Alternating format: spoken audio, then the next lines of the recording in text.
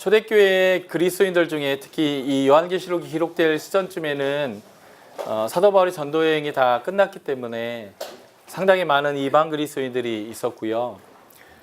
그래서 그리스도인들이 유대인보다는 비유대인들이 훨씬 더 많은 시점에 이 요한계시록이 기록됐는데, 그러면 이방인들은 아군이었을까 적군이었을까? 그러니까 다시 말해서 요한계시록이 쉬웠을까 어려웠을까? 이런 거죠.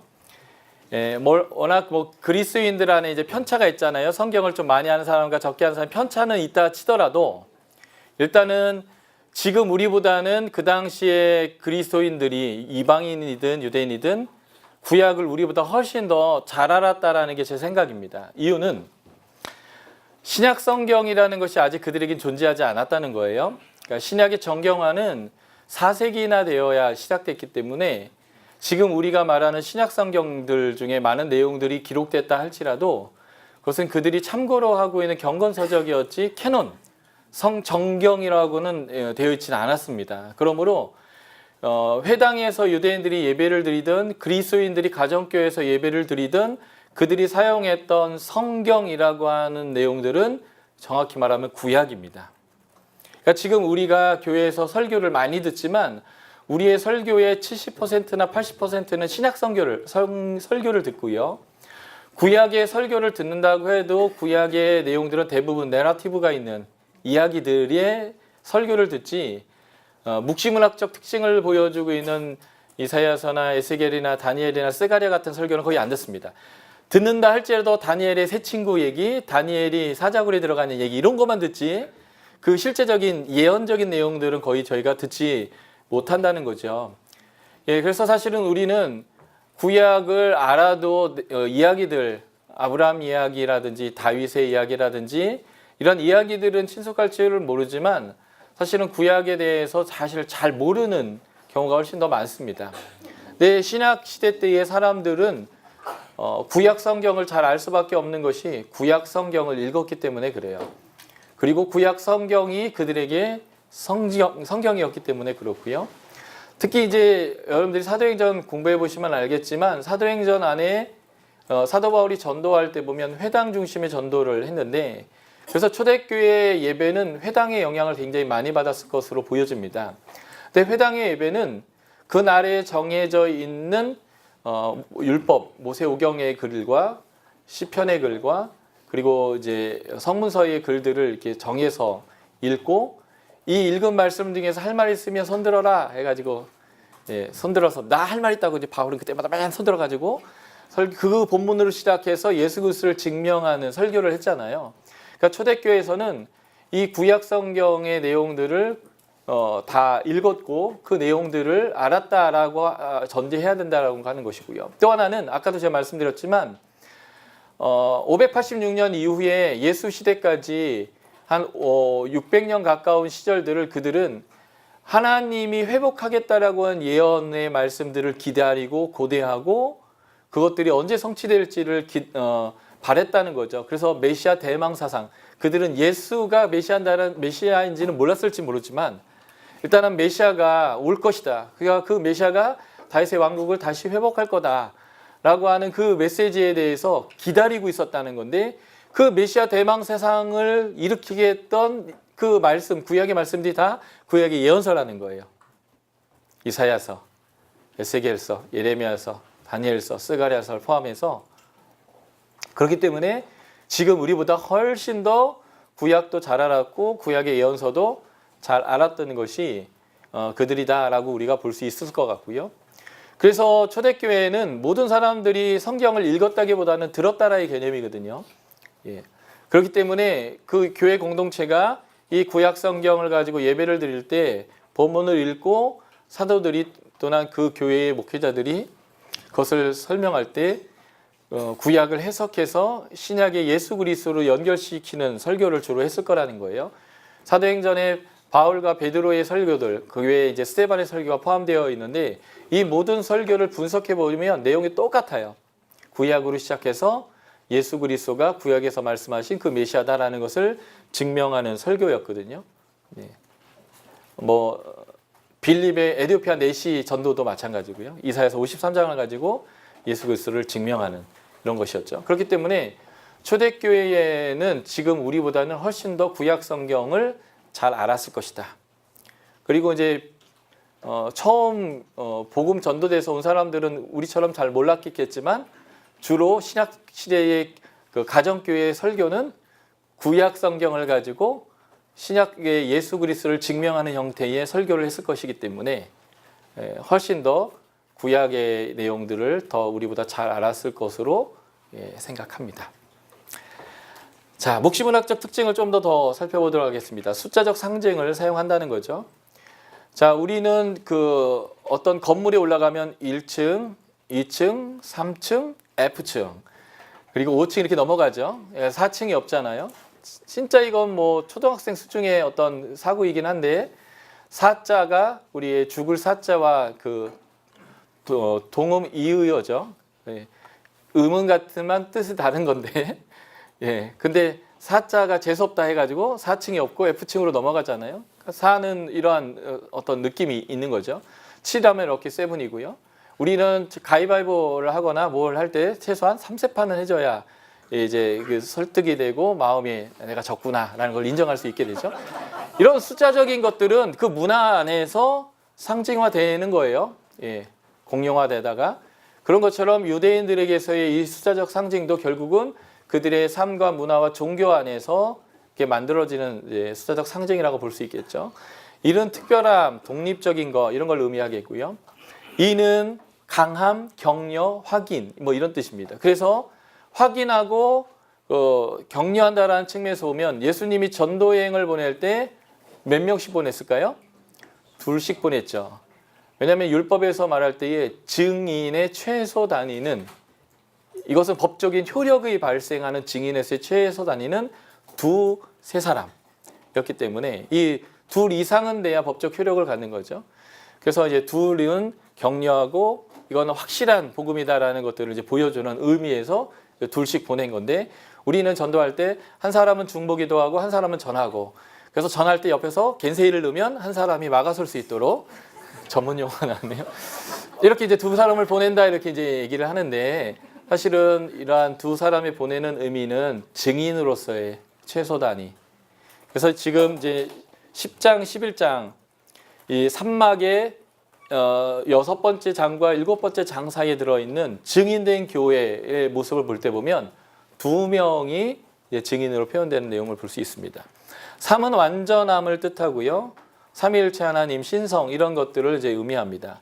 4는 세상을 뜻해요. 동서남북, 사방, 팔방, 그리고 그래서 짐승이 그룹이 넷으로 되어 있거나 네 얼굴로 되어 있는 것, 이것도 다 이제 세상의 피조 세계를 이제 의미하는 거고요. 5는 10과 함께 인간의 완전함을 뜻합니다. 그래서 손가락 5개, 발가락 5개 있으면 온전하다 이렇게 표현하는 거죠. 저희 아내가 저에게 이제 아들 하나, 딸 하나를 이제 선물로 주었는데, 저희 아내가 그 낳을 때 다 제왕절개를 했거든요. 그래서 들어가자마자 한 30분만 되면 간호사가 애 하나를 안고 나와요. 그래서 자, 아버님 잡으세요. 손가락 5개, 손가락 5개, 10개 다 있죠. 잡으세요. 발가락 5개, 발가락 5개 다 있죠. 네, 쑥 들어가요. 더 보고 싶은데. 근데 이 간호사가 보여주는 것은 정상아로 태어났다라는 것을 보여주는 건데, 손가락 5개, 5개, 발가락 5개, 5개 확인시켜주고 그냥 들어가는 거죠. 그래서 이것은 이제 완전함 이런 뜻을 이제 갖고 있고요. 그래서 열이라는 것은 많다라는 의미도 갖고 있습니다. 그래서 10개 주세요, 100개 주세요, 1000개 주세요, 뭐 이런 식으로 10개 단위로 이제 가죠. 그래야 좀 완전한 것 같죠. 그래서 990원 있으면 10원을 채우고 싶은 마음이 있죠, 우리가. 그래야 뭔가 완전해지는 것 같은. 6은 악의 수이고 또는 사람의 수이기도 합니다. 7에서 하나가 모자라는 거죠. 7은 완전수인데 그 완전함에서 하나가 모자라는 거예요.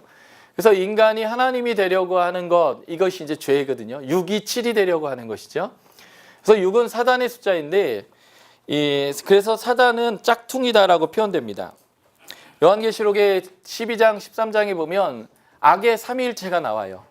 용과 그 용에게 권세를 받은 바다에서 올라오는 짐승, 그리고 땅에서 올라오는 짐승, 이것을 악의 삼위일체라고 보는데, 이 악의 삼위일체를 보면 자신이 마치 하나님이고 예수 그리스도인 양 가장을 하는 모습들을 보게 됩니다. 그래서 6은 사단의 숫자이고 완전히 하나 모자란, 이 한 끗이 아주 큰 차이가 나거든요. 그래서 완전히 모자란 그런 모습을 보여주고, 이게 이제 모자람의 숫자인데 모자란 게 3번이 있어요. 3은 완전수죠. 그래서 모자란 게 많이 모자라는데 완전히 모자란 것이 어떤 의미에서는 666이 보여주는 하나의 특성일 수 있어요. 그래서 666은 완전한 머저리, 하나님일 수 없는 완전히 모자란 것, 이런 의미도 가질 수 있겠다라고 볼 수 있습니다. 7은 제가 아까 설명했지만 완전함을 설명합니다. 그래서 피조 세계에 하나님이 좌정하시는 숫자가 7이고, 그래서 하나님은 세상을 7일 동안 창조하셨고요. 그 하나님의 창조는 안식을 우리에게 주어지는데, 그래서 7은 완전한 것을 의미하고 하나님의 창조, 하나님의 안식, 이런 것들을 의미한다라고 볼 수 있습니다. 12는 하나님의 사람의 숫자 또는 하나님의 백성의 숫자를 볼 수 있고요. 그래서 12지파, 12사도, 그래서 보좌 옆에 앉아있는 장로들의 숫자가 보면 12 더하기 12인 24 장로고요. 그리고 교회를 상징하는 새하늘과 새 땅의 도성의 문의 숫자는 12개이고, 그 12개에는 12지파의 이름이 써 있고요. 그 새하늘과 새 땅의 도성에 12개의 기초석이 있는데, 그 12기초석에는 12사도의 이름이 써 있습니다. 그러니까 12로 계속 상징화되어지는 이것을 사실은 새하늘과 새 땅이 하나님의 백성을 상징한다라는 것을 보여주는 내용이죠. 그래서 12는 하나님의 백성입니다. 그래서 이 12가 두 번에다가 10을 3번, 많다가 아주 많다, 진짜 많다, 이게 이제 10을 3번 곱한 천의 의미인데 12가 하나님의 백성이거든요. 그래서 이것이 곱하면 14만 4천이 됩니다. 그래서 14만 4천의 의미는 문자적으로 하나님의 보좌 앞에 구원받은 백성이 14만 4천만 있다라는 의미가 아니라 하나님의 백성이 정말 많다라고 하는 의미를 포함하고 있는 것이 14만 4천이 되겠습니다. 요한계시록 7장을 한번 봐주시겠어요? 액트 2의 6장과 7장 사이에 하나님의 교회가 갖고 있는 이제 환난 앞에 서 있는 자들의 이제 모습인데, 이 7장에 보면 하나님의 입맞은 자들이 14만 4천이라고 표현합니다. 이제 4절이 나오죠. 그래서 유다 지파의 12,000명, 루벤 지파의 12,000명, 이런 식으로 쭉 얘기하는데, 이 14만 4천의 의미가 무엇인지를 보여주는 내용이 7장 9절이다라고 볼 수 있겠어요. 7장 9절을 우리가 한 목소리 읽어보겠습니다. 준비되셨죠? 시작.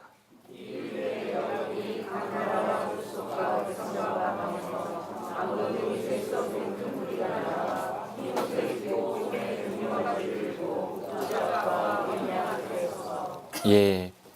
지금 보좌 앞과 어린 양 앞에서 흰옷을 입은 자들이 있는데, 이들이 바로 구원받은 자들이죠. 이 구원받은 자들의 숫자가 어떻게 나와 있어요? 능히 아무라도 셀 수 없는 수많은 무리들이라고 되어져 있죠. 예. 이게 14만 4천이 보여주고 있는 진정한 의미다라는 거죠. 요한계시록에 있는 숫자들을 상징으로 풀지 않고 문자적으로 풀면 여러 가지 오해가 많은 거죠. 근데 신천지가 그래서 14만 4천만이 구원받는다라고 얘기하는 건데, 지금 문제가 생겼죠. 14만 4천이 넘어가지고. 그래서 거기서 추수꾼들을 거기서 골라내는 작업을 하고 있다는데, 참 능력도 좋아요.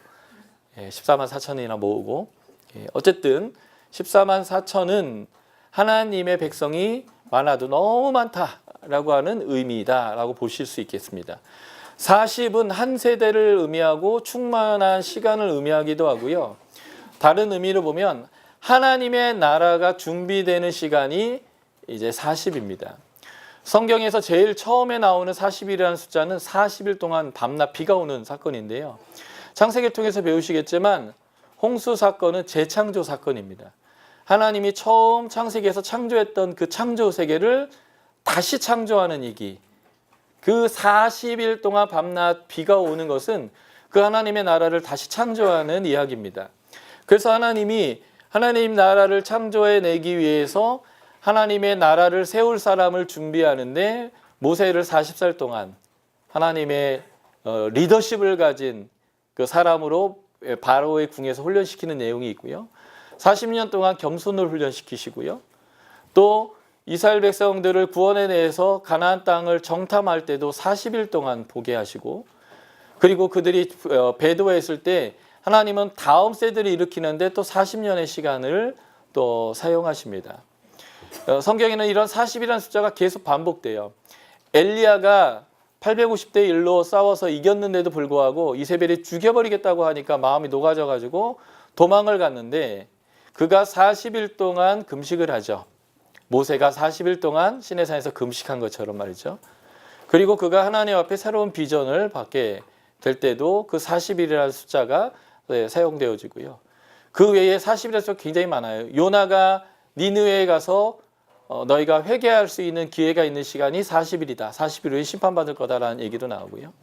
예수님이 세례를 받으시고 성령을 받으신 후에 시험을 받으신 시간도 40일이고요.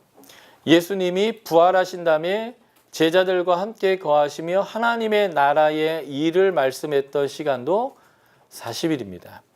그래서 이 40일이라는 숫자는 하나님의 나라를 준비하고 하나님의 나라가 이 땅 가운데 들어오도록 하는 그런 하나님의 준비의 기간이다라고 볼 수 있겠습니다. 그리고 3과 2분의 1, 이게 굉장히 중요한데요. 이게 이제 성경에서는 한 때와 두 때와 반 때로 표현됩니다. 3과 2분의 1. 이게 한 때와 두 때와 반 때인데 이게 7의 반입니다. 완전수 7의 반이 3과 2분의 1인데요. 그래서 이것을 한 때, 두 때, 반 때라고 표현하기도 하고, 또 하나는 이것을 달로 계산하면 옛날 유대인들은 한 달이 무조건 30일이었습니다. 그래서 이제 30일 하다 보면 이 날이 좀 모자라니까 어느 시점이 되면 이제 윤달 갖다 이렇게 딱 끼죠. 그래서 마치고 또 30일에서 계산하다가 뭔가 안 맞으면 윤달 끼고 이런 식으로 이제 계산이 되는데요. 3년은 11을 곱하니까 36개월이죠. 그리고 2분의 1년은 6개월이죠. 더하면 몇이에요? 42가 되죠. 그래서 한 때와 두 때와 반 때와 동일한 의미가 42개월입니다. 그런데 이것을 날수로 계산하면 여기에 30일을 곱하면 되겠죠. 그러면 얼마가 될까요? 1221 맞나요? 그죠? 1261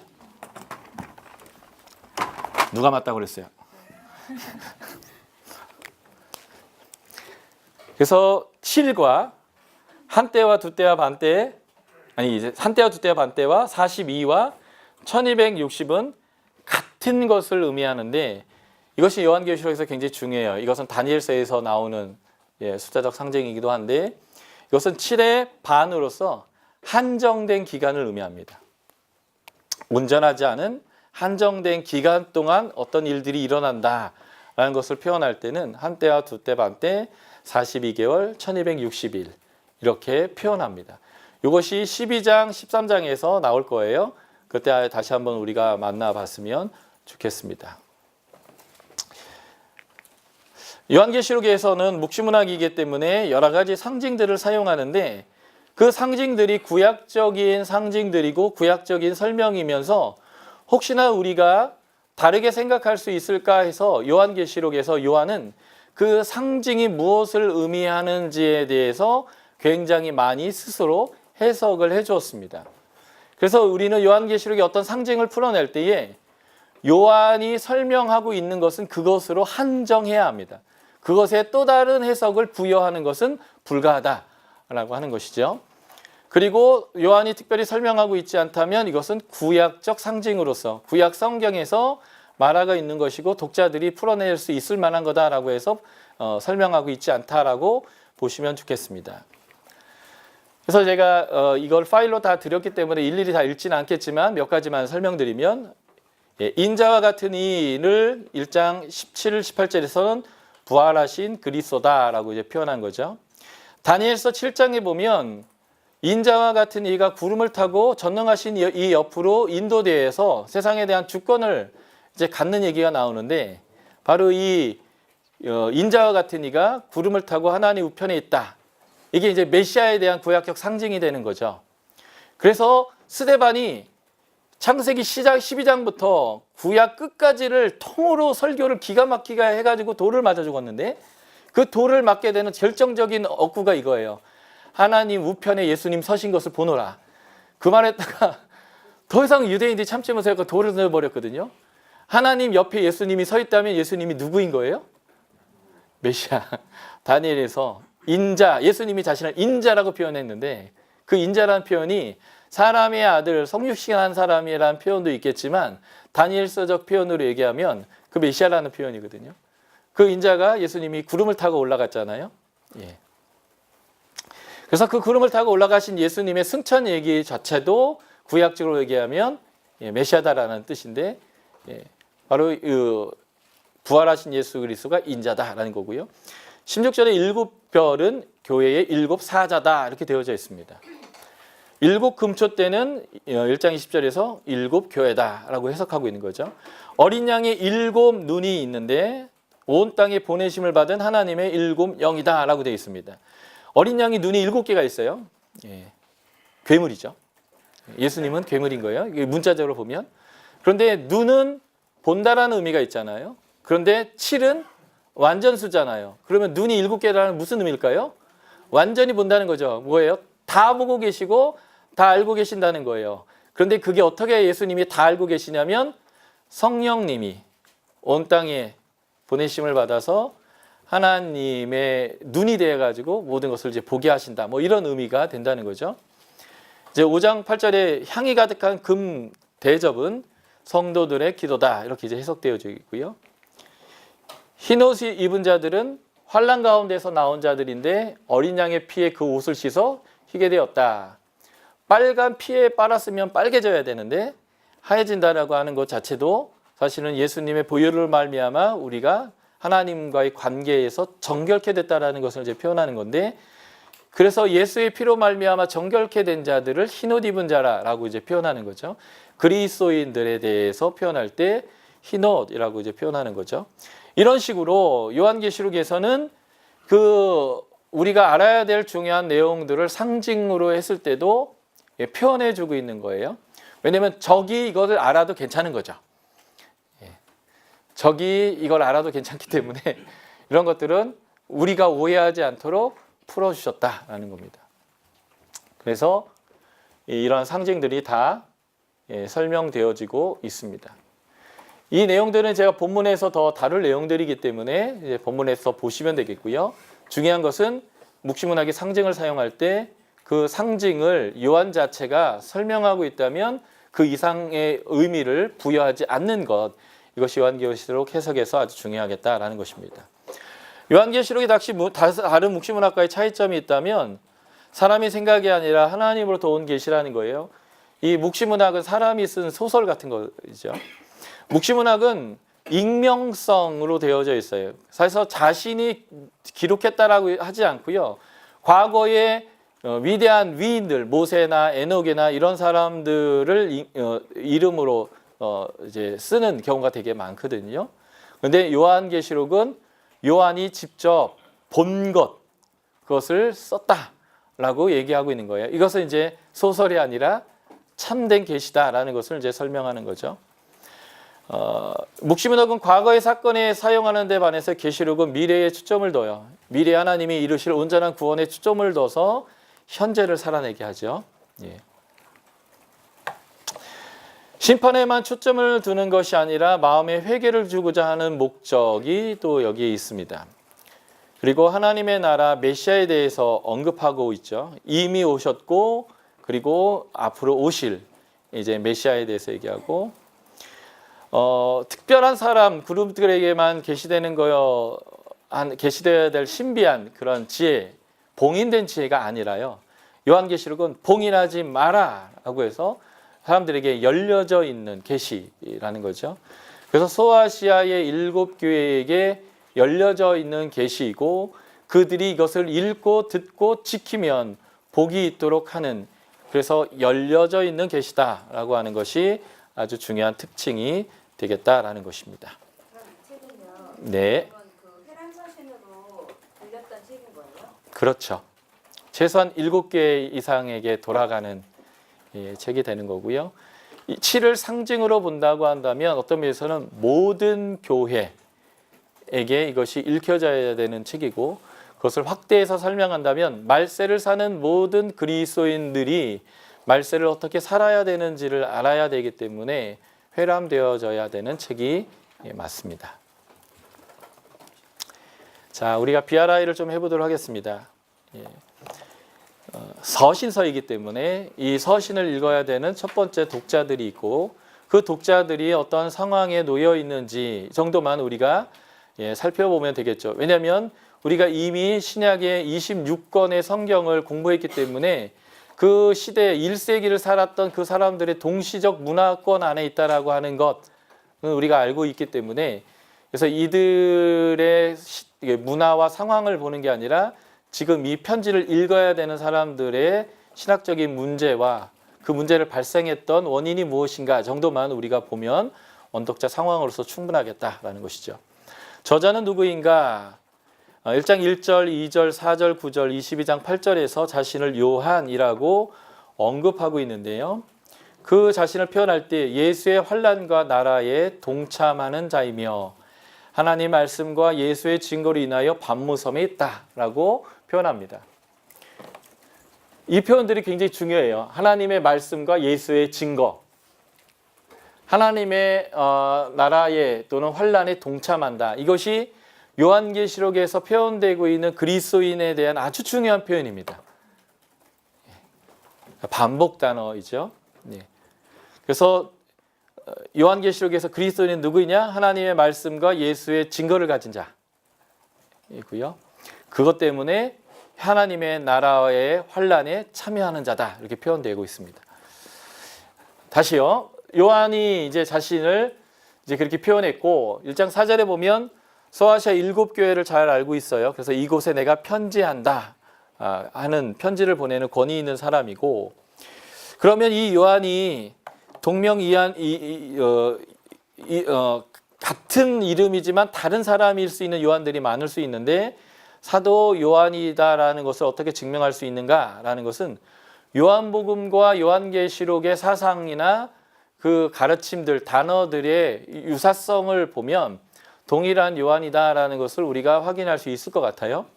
요한복음 지난주 배우시면서 요한복음의 저자가 요한이라는 것을 여러분들이 BRI로 증명을 했죠. 예수의 사랑받는 제자, 그 예수의 사랑받는 제자는 베드로가 아니었다라는 것이 베드로와 함께 등장하면서 증명됐죠. 예수의 품에 누웠던 사람이고, 그리고 예수를 너무 잘 알았던 사람이죠. 예수님은 요한복음에서 재밌게 자신을 표현했는데 아버지 품에서 나오신 독생자, 이렇게 예수님을 표현했어요. 이 표현법은 예수님이 하나님의 품으로서 나왔다라고 했기 때문에 예수가 하나님을 잘 아는, 하나님에게 안겼다가 나왔던 사람이라고 표현하는데, 요한은 자신이 쓴 이 요한복음이 진실하다라는 것을 표현할 때 그 표현법을 써서 예수의 품에 있었던 사람이 그 예수의 사랑을 받았는데 이것을 기록했어 라고 이제 표현하는 방법을 사용했습니다. 그래서 그 예수의 품에서 나왔던 사람이 누구이냐를 요한복음을 가지고 쭉 정리해 봤더니 요한이라는 것을 지난주에 여러분들이 증명한 거죠. 그 증명을 사용해서 이 요한계시록과 요한복음에 나온 요한이 저자가 같은 요한이다라는 것을 우리가 확인하면 좋겠다는 거예요. 그래서 예수 그리스도를 어린 양으로 묘사하는 것은 신약에서 요한복음과 요한계시록 밖에 없습니다. 그러니까 이 두 책의 저자는 같은 사람일 가능성이 높아지는 거죠. 그리고 그리스도를 하나님의 말씀으로 묘사하는 것도 요한복음과 요한계시록의 공통점이고요. 하나님의 백성을 신부로 묘사하는 것, 새하늘과 새 땅의 신부. 그리고 생수와 생명의 물로서 그 생명을, 영원한 생명, 영생이라는 것을 물로 상징화하는 것도 이 요한의 특징이다라고 하는, 이 요한복음과 요한계시록의 특징이라는 것을 보면 이 두 서신을 쓴 사람이 동일한 어떤 저자일 가능성이 크고요. 또 하나가 요한복음 1장 14절 한번 펴봐 주시겠어요? 예수님의 성육신에 대한 표현을 사용하는데요.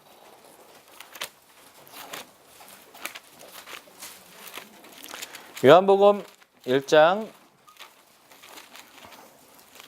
14절에 보면 말씀이 육신이 되어 우리 가운데에 거하심에 우리가 그 영광을 보니 독생자의 영광이요 은혜와 진리가 충만하더라. 이 보면 말씀이 육신이 되어 우리 가운데 거한다 할 때 이 거한다라는 헬라어가 스케노라는 단어인데요.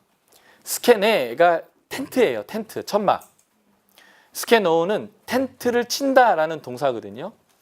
그래서 지금 이 14절을 1장 14절을 직역하면 말씀이 육신이 되어 우리 가운데 텐트를 쳤다 이런 표현이 됩니다. 그래서 그 텐트 안을 봤더니 하나님의 영광이 있더라라는 것인데요. 출애굽기에 보면 어떤 텐트에 하나님이 영광이 임하는 얘기로 끝납니다. 그 텐트가 어떤 텐트일까요? 성막입니다. 그래서 성막, 하나님의 영광이 임했던 성막으로서 우리 가운데 오신 예수님, 이 얘기를 하고 있는 것이 요한복음입니다. 그래서 이 요한복음에서 예수님은 우리 가운데 오신 하나님의 성막, 성전으로 오신 예수님을 이제 표현하고 있습니다. 그래서 여러분들이 요한복음 2장 배우실 때 보면 요한복음 2장에 두 개의 사건이 연결되어 있잖아요. 첫 번째 사건이 뭐였을까요? 예수님의 첫 번째 기적인 가나의 혼인잔치. 그 다음에 또 두 번째로 연결되어 있는 이야기가 있어요. 그게 무엇일까요? 예수님의 성전을 정화한 사건이죠. 그것은 예수님이 성전을 정화한 게 아니라 성전을 폐기한 사건입니다. 성전이 더 이상 필요 없다라는 거예요. 왜냐하면 새로운 성전이 왔기 때문에. 그 성전이 누구예요? 예수님이다라고 요한이 분명하게 이제 요약적 진술을 표현했죠. 헐라 사흘 만에 짓겠다. 무슨 소리냐? 지금 46년 동안 지어고 아직도 짓고 있는데. 그랬더니 요한이 이제 맨 밑에 요약적 진술로 자신의 육체를 일컬어 얘기하는 거다라고 얘기하면서 예수님의 성전됨을 얘기했는데요. 왜 2장에서 이 얘기 두 개를 연결시켰냐면 그 앞에 가나의 혼인잔치 얘기도 예수님이 성전으로 오셨는데 그 예수님이 그 성전의 역할을 하신다는 얘기를 하는 거예요. 이 포도주로 만들었던 물을 어디에다 담았을까요? 네?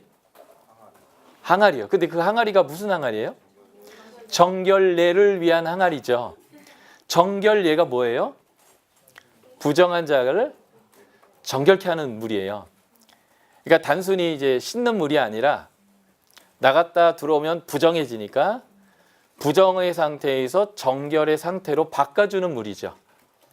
그렇기 때문에 이게 성화에서 그려진 것처럼 그런 질그릇 항아리면 안 돼요. 레위기법에 의해서 보면 질그릇 항아리가 부정해지면 어떻게 해야 돼요? 깨야 되죠. 이 정결례를 해야 되는 사람들은 어떤 사람일까요? 정한 사람일까요? 부정한 사람일까요? 부정한 사람이 이용한 그릇이면 부정하잖아요. 그러니까 이제 질그릇은 일회용이에요. 정결례로 사용하려면 쓰고 깨고 그래서 돌 항아리를 한 건데 이 물로는 씻어도 나갔다 오면 무조건 또 정결례를 해야 되는 부정함이죠.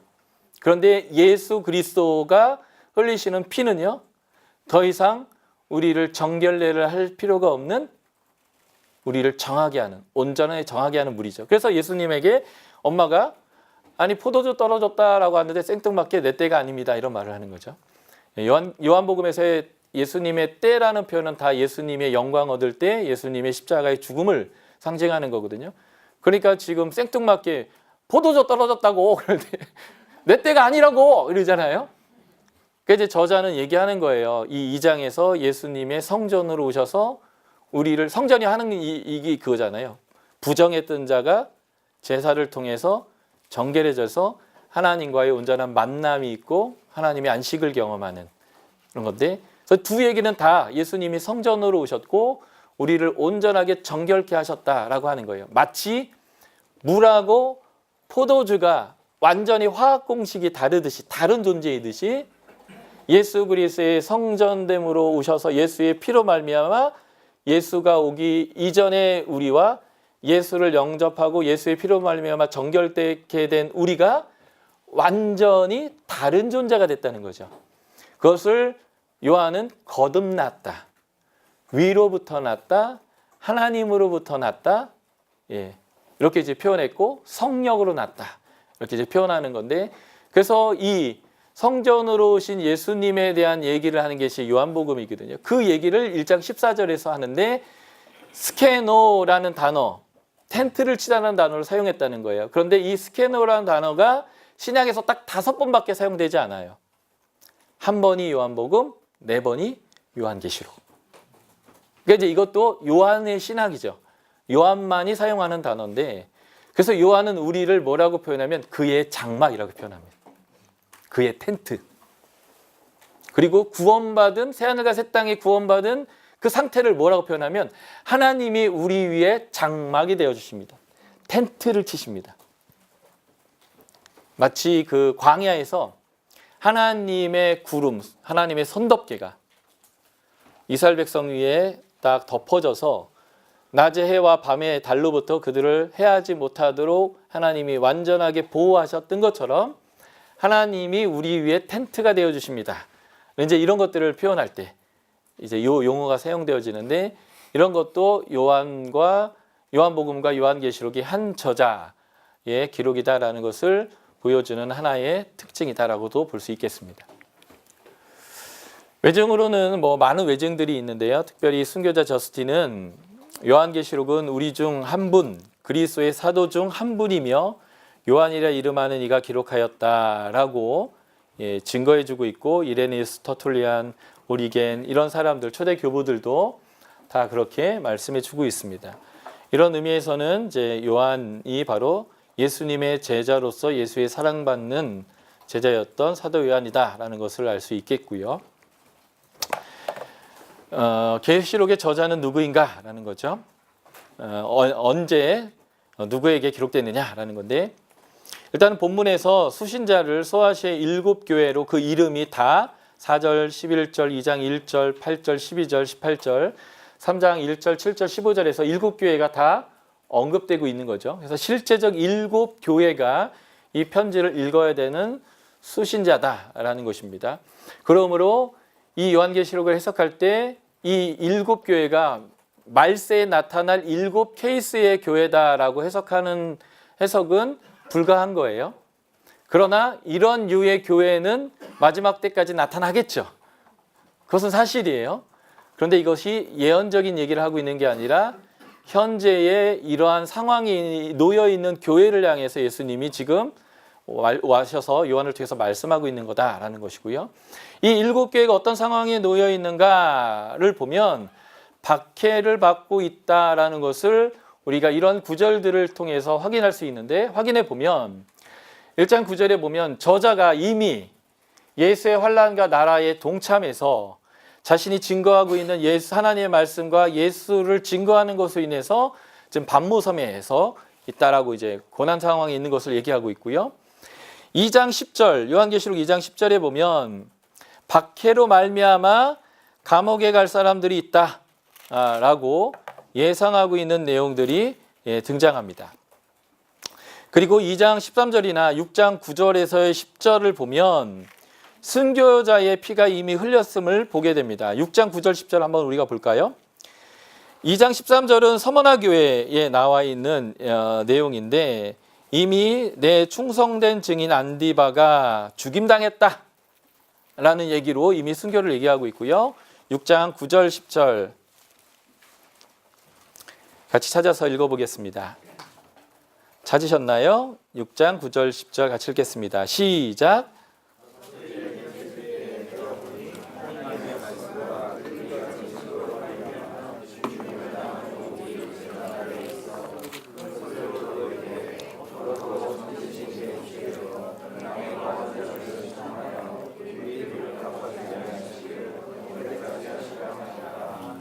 예, 거기에 대한 답변이 황당하죠. 더 죽어야 된다. 11절에 나오는데 지금 이미 많은 사람이 순교의 피를 흘렸고 더 많은 자가 그 수에 차할 때까지 순교가 이루어져야 된다라는 얘기가 지금 하나님 편에서 황당한 대답으로. 그래서 아까 이미 안디바가 죽은 교회를 향해 이렇게 얘기하죠. 죽도록 충성해라. 죽어라. 라고 얘기하는 이런 상황들이 지금 이 원독자들의 상황인 것을 알 수 있고요. 17장 음녀 바벨론이죠. 이 음녀 바벨론은 로마를 상징하는데 이 음녀 바벨론은 이미 성도들의 피와 예수의 증인들의 피에 취해 있다라고 표현하면서 이미 많은 자의 순교가 이 바벨론에 의해서 이루어졌다라고 하는 것을 말해주고 있습니다. 그리고 이제 우리가 이제 살펴봐야 되는 악의 삼위일체이죠. 용과 그 용으로부터의 권세를 받은 바다로부터 올라온 짐승과 땅에서부터 올라온 짐승. 그래서 바다에서 올라온 짐승과 땅에서 올라온 짐승이 13장에서 이제 언급되고 있는데,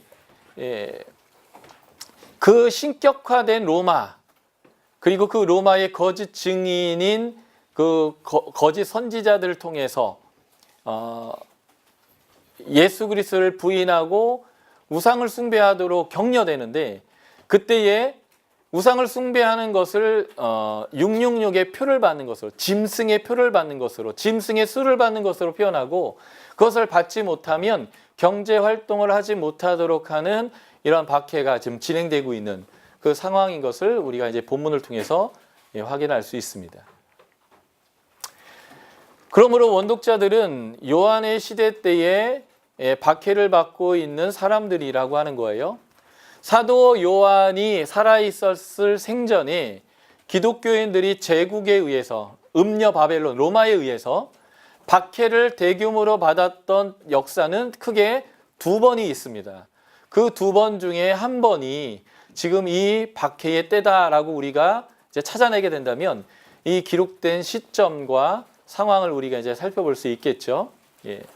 한 번의 박해는 우리가 마가복음이나 히브리서의 배경이 되었던 네로의 박해 때죠. AD 64년에 로마의 화재 이후에 네로가 68년에 자살할 그 상황 그 사이, 64에서 68년 사이에, 그러니까 AD 1세기의 중반에 한번 박해가 있었고요. 또 하나의 박해는 AD 90년 이후에 도미티안에 의해서 이루어졌던 박해입니다. 그런데 이 둘 중에 하나로 볼 때에 도미티안의 박해를 반영하는 것으로 보이는데, 그 이유는, 첫 번째 이유는 이 박해가 전 제국적인 박해로 보이기 때문에 그래요. 이 편지가 로마 시에 있는 사람들에게 보여내는 게 아니라 지금 이 지도에서 보이시지만 소아시아 7개에 보내지고 있고, 이들이 박해받고 있다면 로마 시에가 아니라 로마 밖에까지 이 박해가 진행되고 있는 것을 우리가 보는 것인데, 역사적으로 보면 네로의 박해는 로마 시 안에 국한되었던 박해이고, 도미티안의 박해는 로마 제국 전역에 걸친 박해였다라고 하는 측면에서 보면 원 독자들이 로마시 밖에 있는 아시아에 있는 사람들이다라고 하는 측면에서 보면 도미티안의 박해를 지지한다는 거죠. 두 번째, 1세기의 황제를 신성화해서 황제 숭배를 강요했던 것은 도미티안 시대가 유일합니다. 물론 칼리굴라도 자기의 생전에 이런 강요를 하기는 했지만 아주 이렇게 도미티안처럼 노골적으로 한 사람은 없었다는 거예요. 그래서 96년에는 로마에서 황제의 집안 식구가 국가종교 위반, 다시 말해서 이 도미티안을 황제로 숭배하지 않았던 이유로 문책을 당하고 죽임을 당한 이 기록이 남아 있습니다. 또 하나의 증거는 디모데가 에베소에서 목회할 때, 그러니까 디모데에게 보내진 편지, 디모데 전후서죠. 디모데에게 이 편지가 보내졌을 때의 시점은 언제예요? 60년대 중후반이죠. 디모데 전서는 60년대 초반쯤 되고요. 그리고 후서는 65년이 지난 한 67년쯤 되는, 그래서 이 60년 중반 어간에 이 디모데 전후서가 보여진 건데, 그때 보내진 편지의 에베소는 이단, 특히 유대주의적인 가르침들, 이런 것들이 있어서 그것을 주의하고 그것을 이겨내도록 지금 바울이 편지를 보내고 있다는 거예요. 그런데 요한계시록의 에베소의 지금 상황은 그거와는 사뭇 다르다는 거죠. 에베소가 잘하고 있는 일이 무엇일까요? 칭찬받는 내용이 뭐예요? 그 이단을 분별해냈다는 거예요. 그래서 이겨냈다는 거죠. 그리고 단점은 우리가 잘 아는 듯이 첫사랑을 잃어버렸다는 것입니다. 그러니까 이 디모데가 보냈던 AD 60년 중반에, 다시 말해서 네로 시대 때의 이 디모데 전후서의 상황은 이 이단의 위협에 지금 흔들리고 있고 그것을 위해서 목회를 잘 해야 된다라는 시점이었다면, 요한계시록의 에베소의 상황은 그것을 이미 잘 분별하고 이겨낸 상황이다라고 하는 측면이 60년대를 지향하는 것보다는 그 시간이 30년 정도 지난 90년대 중반을 지향하고 있다라고 볼 수 있다는 거예요. 에베소서 3장의 사도 바울의 기도에 보면 4차원적인 사랑을 알아서 온전히 성장한 교회가 되도록 하는 기도를 했잖아요. 그 하나님의 사랑의 높이와 깊이와 폭과 넓이를 알도록 그렇게 기도해 줬는데도 불구하고 30년이 지난 이 에베소에서는 첫사랑을 잃어버린 모습을 이제 보게 되죠. 계시록 2장 9절을 한번 봐주시겠습니까? 계시록 2장 9절. 내가 내 환난과 궁핍을 알거니와, 서머나 교회죠. 실상은 내가 부유한 자라. 자칭 유대인이라 하는 자들의 비방도 알거니와, 실상은 유대인이 아니요 사단의 회당이다. 지금 유대인들과 유대인의 회당을 뭐라고 표현하면 사단의 새끼들이야, 이렇게 표현하고 있는 거예요. 유대인들과 기독교가 서로를 향하여 사단 취급하고 이단 취급하고 있는 시대다라는 것을 우리가 알 수 있다는 거죠. 그래서 이게 언제를 반영하고 있을까라고 한다면, 이것은 여러분들이 이제 요한복음에서 이미 비아라에로 배웠을 거예요. 요한복음이 배도라는 단어가 3번 나오면서 출교라는 것들이 이제 계속 나오잖아요. 출교.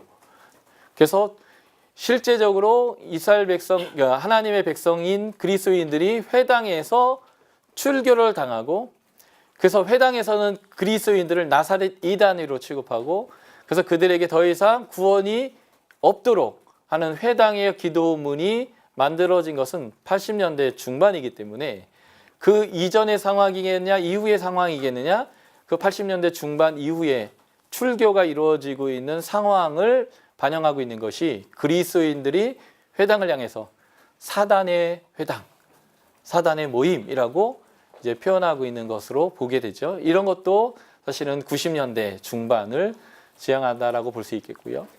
또 하나는 역사적으로 라우디게아 교회는 60에서 61년에 큰 지진이 일어나서 이 도시가 완전히 지진으로 해서 무너졌었습니다. 그런데 계시록 3장 17절 라우디게아 교회가 너희는 부자다라고 얘기합니다. 그러니까 지금 네로의 통치인 64에서 68년이라고 하면 이 지진이 일어난 지 얼마 되지 않은 시점이거든요. 그런 교회를, 그곳을 향해서 너희가 지금 부자다라고 얘기하는 것과 30여 년이 훨씬 지난 35년 정도가 지난 시점에서 지금 재건된 도시인 라우디게를 향해서 부자라고 얘기한 것인가 라고 할 때는 이것 또한 도미티안 시대를 더 반영하는 것이다 라고 볼 수 있겠죠. 이런 시점으로 본다면 이 박해는 네로의 박해라기보다는 90년대 중반쯤 되는 시대에 도미티안에 의한 박해를 받고 있는 그리스도인들에게 쓰여진 묵시며 예언이며 서신이 요한계시록이다라고 하는 것이 적절하겠다라는 것입니다. 그래서 역사적 배경 첫 번째는 도미티안 황제의 박해입니다. 노골적으로 자신을 신으로 경배하도록 요구하는 거죠. 예.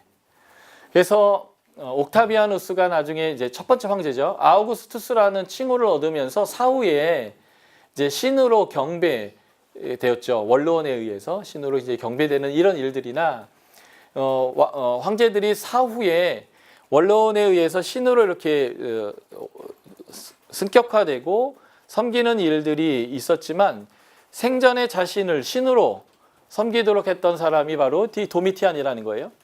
그래서 우리 주, 우리 신이여라고 하도록 요구했고요. 공문서 안에 이제 우리가 소위 이제 마태복음 배웠죠. 유앙겔리온 복음. 이 황제가 포고령을 내보내는 것이 유앙겔리온 복음인데 그 포고령에 아예 이렇게 그냥 명문화시킨 거예요. 우리 주 하나님이 다음과 같은 것을 발생하도록 명령한다. 그러니까 자신을 주로 이제 명명한 거죠. 이제 도미티안이 전기를 썼던 수에톤의 글에 이제 나와 있는 건데요. 그래서 그의 생전에 도미티안을 신으로 경배하기를 거부했다가 이제 그의 사촌 플라비우스 클라멘트 집정관이 사형에 처해졌고 그의 부인 도미틸라가 이제 추방됐다라고 하는 이제 기록조차가 있는 거죠. 그런 이제 황제 숭배의 상황이 지금 그리스도인들의 박해받는 상황과 연관되어져 있다라는 것이죠. 그래서 그리스도인들은 우리가 주라고 부르는 존재가 따로 있어요. 예수 그리스도. 그래서 우리는 그를 주라 부를 수 없다라고 하는 이 상황 때문에 이제 로마와 갈등을 잇게 되고 그것으로 인해서 박해가 일어나게 되고 그 박해 상황에 그 당시에 존재했던 사도인 사도 요한이 바모섬으로 유배가는 일들이나 이런 것들이 이제 일어나게 됐다라는 것이 아주 중요한 이제 배경이 되겠고요. 부수적인 거지만 이제 사단의 회라고 해서 지금 유대주의와도 지금 박해가 이제 일어나고 있는 거잖아요. 그래서 지금 7교회 상황에 보면 박해 상황 중에 거짓 종교에 의한 박해가 있는데 그 거짓 종교의 1번은 로마 황제의 숭배겠지만 두 번째 거짓 종교는 사실은 이제 유대인들인 거예요. 초대교회는 그리스도인들이 회당에 출입했고 그 회당에서 예배를 드렸고 그 회당 중심으로 복음을 전했거든요.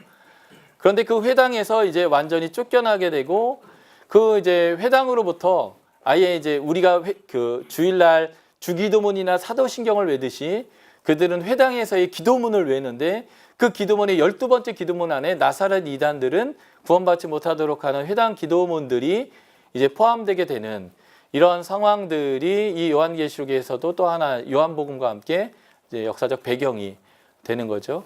그래서 지금 7교회에 박해받는 종교적 박해 중에 또 하나가 뭐냐면 이 회당에 의한 박해예요. 예. 그래서 사단의 권자가 있다라는 표현은 이 황제 숭배와 연관되어 있고요. 사단의 회당이라는 이 표현들은 이제 거짓 종교로서의 유대주의적인 박해 이 두 가지를 이제 보여주는 것이 이 당시의 종교적 박해다라고 볼 수 있겠습니다. 왜 이렇게 열심히 쓰세요? 근데 제가 PPT도 다 드렸는데 중요한 것만 적으세요. 그래서 중심 주제와 쓰여진 이유이죠. 중심 주제는 어린 양의 승리와 성도의 승리입니다. 요한계시록 17장 한번 함께 볼까요? 17장 14절입니다. 이 17장의 부분은 저 수평 차트를 보시면 알겠지만 17장 1절부터 19장 10절까지가 음녀 바벨론에 대한 심판이에요. 그 심판을 이루시는 심판주의 모습이 지금 묘사되고 있는 부분이 지금 이 17장 부분인데 14절의 내용 함께 읽겠습니다. 지금 박해를 하고 있는 주체를 향하여 하나님이 어떻게 하실 것인가라는 걸 얘기하는 거죠. 17장 14절 같이 읽겠습니다. 시작.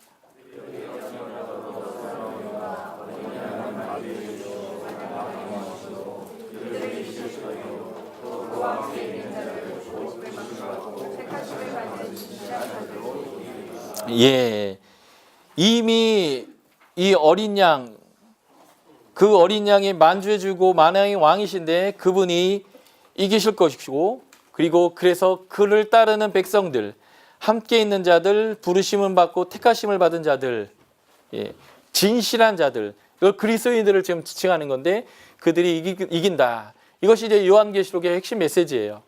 이미 이긴 자다라는 거죠. 이긴 자와 함께하기 때문에 이긴 자예요. 예. 그래서 우리는 이미 이긴 자로서의 삶을 살고 있다는 거죠. 그래서 표면적으로는 저 파란색의 음녀 바벨론이 이긴 것 같지만 실상은 하나님이 이겼다라고 하는 것입니다. 다니엘서에 보면 다니엘서 2장부터 7장이 카이아즘으로 되어 있어요. 그래서 다니엘서 1장은 히브리어로 되어 있고요. 2장부터 7장은 아람어로 되어 있고요. 8장부터 끝장까지가 또 히브리어로 되어 있습니다. 그래서 이 아람어로 되어 있다는 것은 이 다니엘서가 기록되고 있는 다니엘이 살고 있는 동네, 다니엘은 바벨론과 페르시아 시대 양쪽을 다 살았는데 그 동네에서 사용하는 말이 아람어예요. 그렇기 때문에 2장부터 7장은 유대인도 그리고 이방인도 다 읽어라 라는 의미를 이제 내포하고 있는데 그 카이아즘이 이렇게 돼 있죠. 2장과 7장이 3장과 6장이 4장과 5장이 이렇게 이제 핵심으로 되어 있는데 이 부분에 신상이 등장하는데 네 신상이 등장합니다. 이 네 신상이 보여주는 것이 네 제국이죠. 7장에 네 짐승이 등장하는데 이 네 짐승이 보여주는 것도 제국이에요. 네 제국. 그리고 6장이 다니엘이 사자굴에 들어가는 얘기와 3장이 세 친구가 신상에 절하지 않아서 불구덩이에 들어가는 얘기죠. 그리고 4장과 5장의 내용이 나오는데 바벨론의 왕들이 나와요. 그 당시 세상의 주인들이요. 주인으로 보이는 자들이죠. 첫 번째가 느부갓네살이에요. 이 이스라엘을 멸망시키고 남유다를 멸망시키고 이스라엘 백성들을 바벨론으로 끌어갔던 사람이죠. 그 느부갓네살을 하나님이 레드 선 했더니 미친놈이 됐어요. 정신줄을 놓았죠. 그래서 들짐승처럼 살았어요. 근데 하나님이 레드 선 했더니 정신이 들었죠. 그러니까 세상의 주인이 느부갓네살인 줄 알았는데 하나님이 주인 노릇을 하고 계시다라는 것을 다니엘이 보았죠. 또 하나는 5장인데 그 당시에 바벨론의 왕 벨사살 왕인데 하나님이 그 벨사살이 마음에 안 들었어요. 그래서 손가락 하나로 벽에다가 대결대결 우바르신 해가지고 글자를 썼죠. 아무도 못 읽는데 하나님의 사람 다니엘이 그것을 읽어줬어요. 그리고 당신 재봤더니 무게가 함량 미달입니다. 그래서 오늘 밤 하나님이 뒤집는답니다. 근데 그 바벨론 성이 하룻밤에 무너져 버렸어요. 세상의 주인은 하나님이십니다. 그래서 하나님의 백성이 하나님을 의뢰한다면 사자굴에 들어가든 불구덩이에 들어가든 문제가 되지 않습니다. 하나님은 바벨론에서도 페르시아에서도 여전히 주인이십니다. 이 얘기가 지금 이 요한계시록과 같은 얘기예요. 우리 눈에는 이 7교회의 눈에는 세상이 강하고 세상이 주인이고 세상의 황제가 주인이에요. 그리고 그 세상을 사단이 지배하는 것으로 알고 있고 그래서 그 사단이 두렵고 무섭고 그래서 내가 지금 살기 위해서 하나님을 버려야 되느냐라는 갈등이 있을 때 그래서 현상적으로는 내가 바벨론을 끌려와서 하나님도 없고 성전도 없고 제사장도 없고 내가 정말 하나님의 백성으로 살 수 있을까라고 하는 그 생각에서는 완전히 낭망되는 그 상황이 있는 사람들에게 다니엘은 너는 하나님의 백성이고 하나님 지금 너와 함께 있고 하나님의 백성으로 살 수 있고 하나님의 백성으로 살 수 있는 능력이 있음을 이제 증명하는 얘기거든요.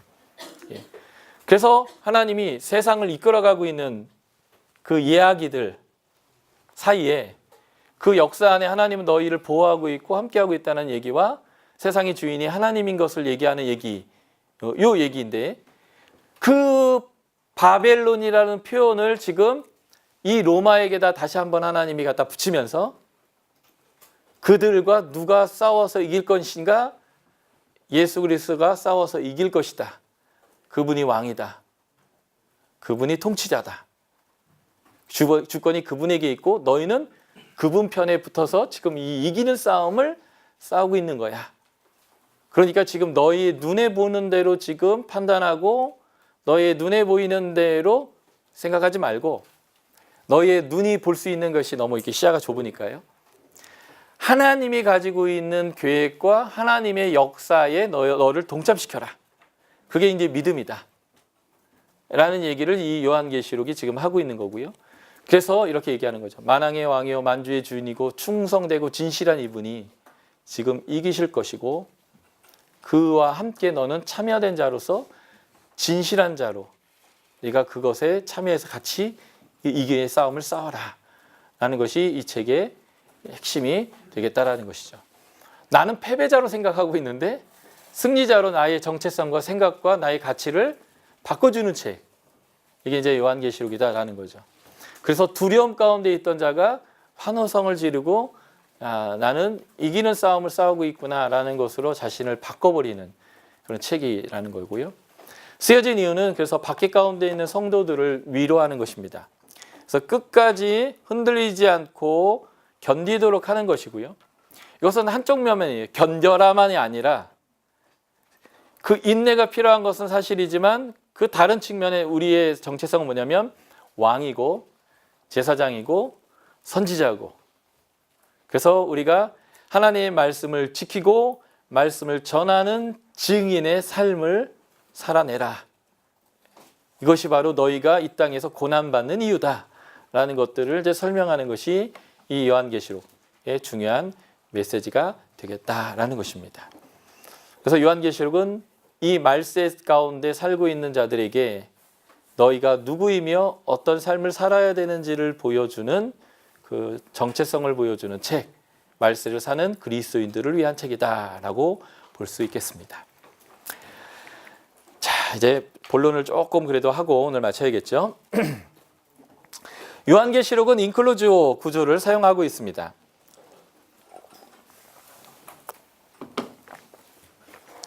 성경 전체가 인클루지오 구조예요. 창조로 시작해서 창세기죠. 창조로 끝납니다. 새하늘과 새 땅, 새로운 하나님의 나라를 창조하는 거죠. 하나님의 나라의 시작으로 창조로 시작돼서 하나님 나라가 시작되고 완성되는 창조로 끝나는 책이에요. 그러므로 성경은 구원으로 시작해서 구원으로 끝나는 책이죠. 창조로 시작해서 창조로 끝나는 책. 그래서 성경은 창조의 책이고 구원의 책입니다. 우리에게 완전한 구원이 있음을 보여주는 책이죠. 그런데 그 요한계시록도 그 마지막 창조에 대해서 얘기하는 책도 인클루 구조로 되어 있어요. 처음과 끝이 같은 얘기를 하고 있는 거죠. 인클루즈 구조는 여기서부터 여기까지는 이 얘기를 하는 겁니다 라는 것을 앞뒤에 같은 말을 반복하면서 한정 지어주는 거예요. 그래서 요한계시록에 이 인클루지오의 내용만 살펴봐도 요한계시록이 뭘 말하고 있는지에 대해서 우리가 알 수 있다는 거죠. 그래서 처음에 1장 1절에서 8절에 보면 요한의 인사와 축복으로 시작합니다. 은혜와 평강을 빌고 아멘으로 끝난다면 22장 6에서 21절도 보면 요한이 축복하는 것으로 하고 아멘으로 끝나는 거죠. 1장 1절과 22장 6절은 똑같은 얘기예요. 속히 될 일을 보이셨다는 거예요. 그래서 복을 빕니다. 이 예언의 말씀을 읽는 자와 듣는 자와 그 가운데 기록된 것을 지키는 자가 복이 있다.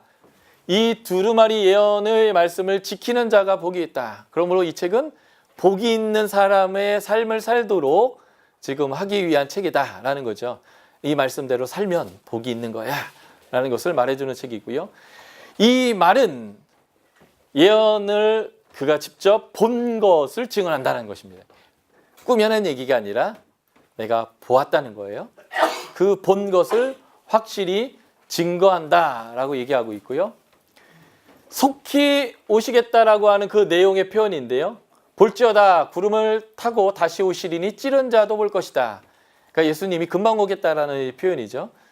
그리고 내가 속히 오겠다라는 표현이 반복되고 있습니다. 그리고 하나님에 대한 표현이 있는데요. 아까 제가 표현했죠. 이사야적 표현이라고. 이제도 계시고 전에도 계셨고 장차로 오시리. 나는 알파와 오메가라. 이제도 있고 전에도 있었고 장차 올 전능한 자다. 나는 알파 오메가의 처음과 마지막의 시작과 마침이라 라고 하면서 이 표현들이 반복되고 있어요. 이 표현의 의미는 이거라고 했죠. 나는 지금도 주인이고 처음부터 주인이었고 끝까지 나는 주인이다. 내가 주인으로서 이 일을 요한에게 보여줬고 이것은 속히 될 일이고 너에게 복을 주게 한 이야기다 라는 거예요. 여기서 예수에 대한 표현이 나오는데요. 예수는 충성된 증인입니다. 그래서 죽은 자들 가운데서 먼저 나시고 땅의 임금들의 머리가 되신 분, 이미 죽었다 살아나신 분으로서 승리자다라고 표현하는 것이고, 그래서 이 예수가 구약의 메시아, 나는 다윗의 뿌리요 자손이니 광명한 새벽별이다라고 표현합니다. 새벽별이 보여주는 아주 중요한 메시지는 이거죠. 길고 무서웠고 어두웠고 추웠고 괴로웠던 밤이 끝난다는 증표가 뭐냐면 새벽별이 뜨는 거예요.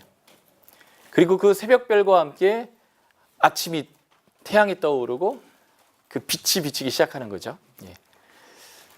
그래서 예수 그리스도는 바로 그 구약의 메시아로서 왕으로서 우리를 구원하시는 분으로 오신다 이런 메시지고요. 이럴 때의 성도의 정체성은 이거죠. 예수의 피로 사서 죄에서 해방되었고 하나님, 아버지 하나님을 위한 나라이고 하나님의 제사장이라는 거예요. 창세기는 하나님의 나라의 창조로 시작됐고 요한계시록은 그 하나님의 나라가 다시 회복되고 완성되는 그 얘기를 하고 있는데 우리를 뭐라고 표현하냐면 그 하나님 아버지의 나라라고 표현합니다. 우리가 그 하나님의 나라로 있다라는 거죠. 그리고 우리가 그 하나님의 나라의 제사장이다라는 거예요. 하나님이 하나님의 나라를 창조했는데 그 나라가 깨어졌을 때 인류 역사상 하나님이 첫 번째로 우리가 경험할 수 있는 하나님의 나라를 세웠어요. 그게 이스라엘 민족입니다. 그 민족과 하나님이 언약을 맺었는데 그 언약을 맺었을 때의 그 이스라엘 민족이 가졌던 정체성이 제사장 나라였어요. 지금 우리가 그 제사장 나라로서 하나님의 나라의 역할을 하고 하나님의 제사장의 역할을 한다. 그게 지금 초림과 재림 사이에 우리가 이 땅에 존재하는 이유다라고 표현합니다.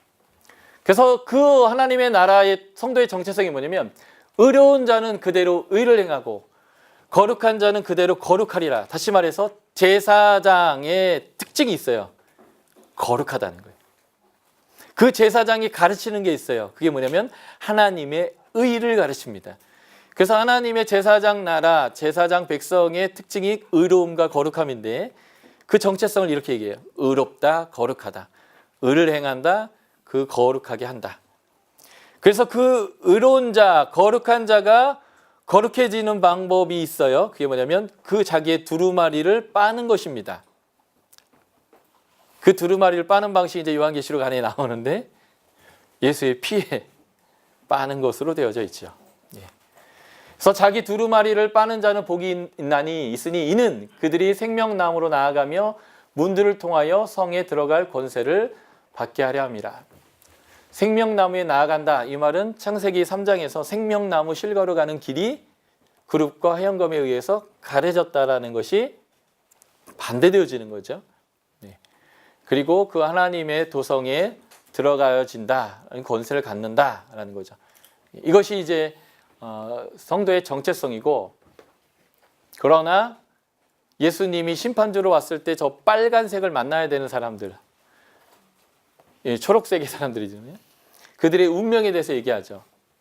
예수 재림 때에 땅에 있는 모든 족속이 그로 말미암아 애곡할 것이다. 마태복음 배우셨는데요. 마태복음은 종말론적인 책이거든요. 그래서 마태복음의 종말론적인 표현 중에 하나가 이런 표현이죠. 반복 표현이죠. 어두운 데 쫓겨나 슬피 이를 갈며 울겠다. 반복해서 나오거든요. 그런 표현과 같은 표현이에요. 그래서 구원받지 못한 자들은 불의를 행한 자는 그대로 불의를 행하고 더러운 자는 그대로 더럽고 개들, 점술가들, 음행하는 자들, 살인자들, 우상 숭배자들, 거짓말을 좋아하는 자들을 성 밖에 있을 거라는 것입니다. 이게 이제 하나님의 백성이 아닌 자의 특징이죠. 거룩하지 않다는 거예요. 죄가 있다는 거죠. 그래서 요한계시록은 이렇게 얘기해요. 끝까지 회개하지 않고 끝까지 하나님을 거절한 자들이 있을 거라는 거예요. 하나님의 마음은 모든 사람이 구원받기를 이루기를 원하시지만 마지막까지 구원에 참여하지 못하는 자들이 있을 거라는 거예요. 그런데 하나님은 그 마지막까지 한 사람도 잃어버리고 싶지 않아서 하나님의 구원의 일을 끝까지 참여하게 하시는데 그 때문에 어떤 일이 벌어지냐면 우리가 이 땅에 살게 됩니다. 그래서 우리가 왕으로 제사장으로 선지자로 승리자로 살지만 인내가 필요하고 죽도록 충성해야 되는 순교자의 피가 더 흘려야 되는 이유가 생기는 거죠. 그런데 그 승리자로서의 삶을 사는 방법이 있다면 그것이 뭐냐면 거룩한 옷을 입는 것입니다. 요한계시록에서는 그 흰옷, 거룩한 옷을 두 가지로 표현해요. 하나는 예수 그리스도의 피에 빨아서 휘어졌다라고 표현하고요. 또 하나는 그 흰옷을 이렇게 표현합니다. 성도들의 선한 행실이라. 이게 두 개가 다 흰옷이라는 거죠. 이미 우리가 신약을 다 배웠는데 신약 성경에서 그런 표현들이 있어요. 에베소서에 이런 표현들이 제일 많죠. 에베소서 2장 8절 9절에 보려면 구원은 그 은혜로 말미암아 믿음으로 구원을 얻는데 여기서 하나를 빼야 되죠. 뭘 빼야 돼요?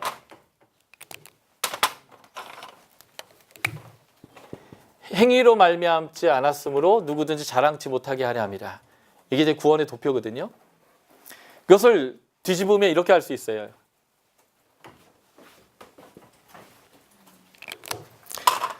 너희가 그 은혜로 말미암아 믿음으로 말미암아 구원을 얻는데 여기에는 내 행위가 따라야 한다라는 것입니다. 그래서 행위는 구원의 조건이 아니라 구원의 양태예요. 구원은 그 은혜로 예수의 피로 옷을 빠는 것이지만 그 옷으로 피를 빨아서 희게 된 옷을 입었다라는 의미는 하나님의 나라에 속해 있는 백성의 합당한 삶이 있다는 것입니다. 이게 선한 행실이라는 거죠. 그래서 에베소서 2장에 보면 이는이라는 말이 자주 나오잖아요. 2장에서 이는 1장에서도 뭐 4번 나왔지만 이는 너희가 이 선한 삶을 위하여 창조되었다. 그래서 그렇게 살게 하기 위함이라 이렇게 표현되어 있죠. 낯설지 않죠? 예, 3달도 안 지났거든요. 그래서 우리에게 은혜로 구원을 주신 이유는 선을 위하여 창조되었기 때문에 그렇게 살게 하기 위함이다라고 표현합니다. 그래서 이 요한계시록은 흰옷을 이렇게 두 가지로 표현하는 거예요. 이게 신약적인 메시지인 거예요. 신약에 있는 구원의 메시지를 요한이 이렇게 그대로 표현해 주고 있는 거죠. 흰 옷이라는 상징을 가지고 표현해 주는 거죠. 그래서 흰 옷은 예수의 피에 빨아서 희게 된 것. 그리고 성도들의 선한 행실이라 라고 하는 이것은 신약에서 말하고 있는 복음의 핵심을 설명하고 있는 이런 내용들이고요. 그래서 요한계시록은 속히 될 일을 하나님이 종 나에게 보여주어서 너에게 말하고 있는 것인데 하나님은 지금 주권을 시행하고 계신다. 그 주권을 하나님이 예수 그리스도를 통해서 메시아적 예언의 성취를 통해서 지금 이루고 있는데 너희들은 바로 그 하나님의 나라와 제사장으로 부름받아서 의롭고 거룩하게 그 삶을 살아나간다. 이것이 바로 세상을 향하여서 지금 너희가 구원을 보여주고 구원으로 들어오게 하는 일들이다. 그러나 끝까지 말 안 듣고 자기가 하던 대로 거짓말하고 우상 숭배하고 음행을 행하고 이런 일들이 계속 일어날 것이다. 그러나 그들은 슬피 이를 갈며 성 밖에 있을 것이지만 너희들은 하나님의 온전한 구원 안에 이미 들어왔다. 그 완전함 안에 지금 너희가 그 하나님의 나라의 제사장적 삶을 살고 있다. 이 얘기를 하는 것이 요한계시록의 핵심의 메시지다라는 것이고요. 정말 그러한지 안 그러한지는 내일부터 저희가 본문을 좀 더 살펴보면서 저희가 계속 정리해 가보도록 하겠습니다.